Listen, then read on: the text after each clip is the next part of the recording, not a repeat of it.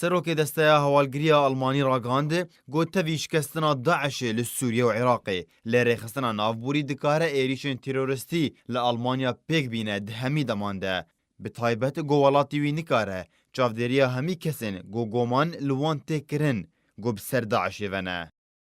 Serokê desteya hewalgiriya Almanî Thomas Haldenwang ji rojnameya Bild am Sonntag diyar kir got hejmara kesên gogôman li wan tê kirin got nêzîkî çekdarên Daişê ne ji 300 kesî di sala 2018 de gehişte 2240 kesî di 2019 de.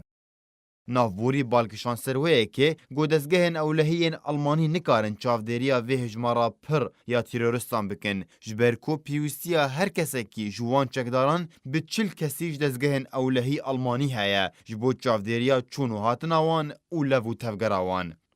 Ji aliyekî din ve Thomas daxwaza çavdêriya wan zarokên çekdarên Daişê yên ku ji Sûriye û Iraqê hatine got bi gotina wî bêguman wan zarokan bavê xwe dîtine demê got şer dikirin û ew serbilind in bi kiryarên wan.